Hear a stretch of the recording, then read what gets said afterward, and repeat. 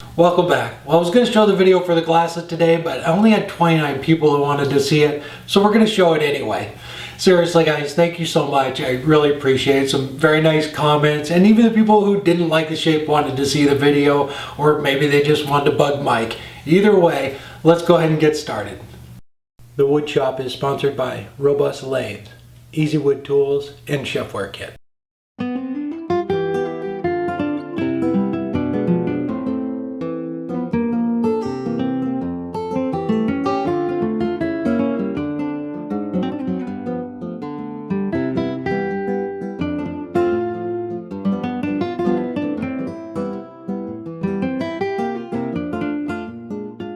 I'm gluing the pieces of the stem together to do the inside of the inside out turning, and you want to use just a little bit of glue because you need to pull these back apart later, and then I'll reinforce it a little bit with some packing tape. Okay, I went ahead and put some packing tape around the ends and found center and drilled some little holes in it. So when you're doing something like this, there's just a little bit of glue in there and you don't want the little points on your live center or your spur drive to pop it apart. So I drilled a hole so that they'll go in there and seat around here instead of having that push on it. And the reason I'm doing 2 instead of 4, a lot of times do inside out turning with 4 pieces, is it's just too big for, especially for a handle or a stem for a wine glass like this. So I did a little test piece with just 2, and I'm just going to cut into it just a little bit. That's when it was turned around, so it was like that, and that's all the further I cut into it, was just that little bit right there. Then when you flip it around, it gives it a nice little opening, and it's still a nice size stem. It's not too big. So all right, so that's all I'm going to do is I'm going to take these 2, put them in there, and I'm going to turn the speed up quite a bit on this because you're just hitting these 2 little spots on it, and the faster it's going, the easier it is and the cleaner it cuts. So I'm going to cut into it just a little bit, and I'll measure as I go and make sure they're both the same. Sand the inside before you pull it off the lathe, and I just use a chisel to pop them apart. When you're gluing it back together, try not to get any glue on the inside. It's a pain sanding it out of there. And I did the same thing. I just found center, drilled another hole in it, and I put a tenon down at each end that'll go in the base and the cup.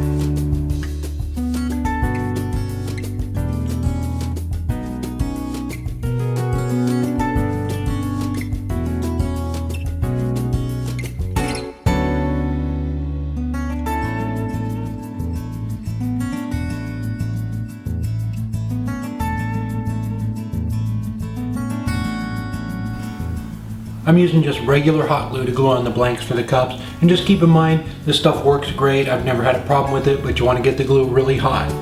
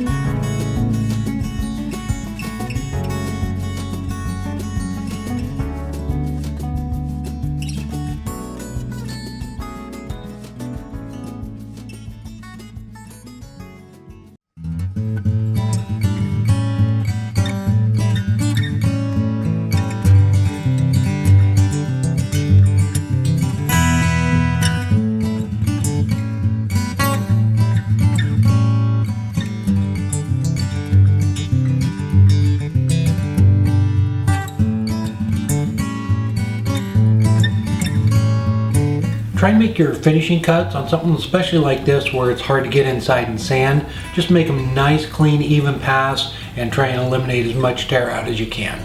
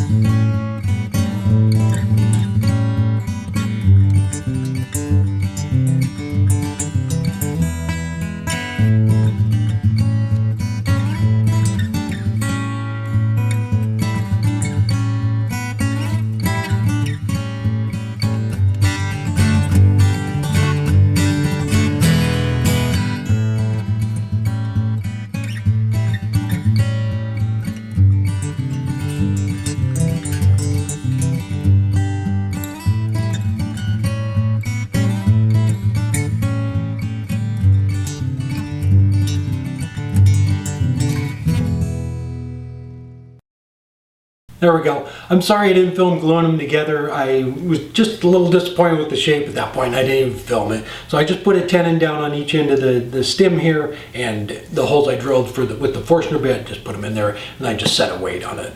That was about it. I don't know, they're kind of growing on me. I just wish they were a little bit taller and not quite so big around. I think that would have looked better. And for the inside out turning, don't forget to finish the inside before you break it apart and take it off the lathe. And I used an oil finish, so if you're using polyurethane or something else, go ahead and put the finish and everything on it before you flip it around. But you can do those in 4-piece or 2-piece or whatever.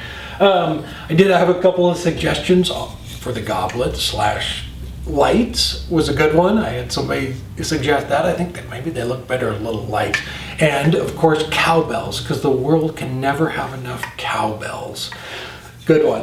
All right, I had a question about the sled, the wedgie sled, and I'll put a link down below to Jerry's channel again, or his website. There's not a whole lot of information on the angle of the sleds over there. It just kind of tells you what how many pieces they cut. So somebody wanted to make a fixed sled that cuts 12-piece segments. So, and they have the same gauge as I do. And if I'm wrong, please leave it in the comments and I will pass it along to them. But mine's set up on 80 and that gives you 18-piece segments. So if you move this over to 70, that should give you 12-piece segments. And then you can make a fixed sled and not have to worry about it moving around. But I believe I hope that's right.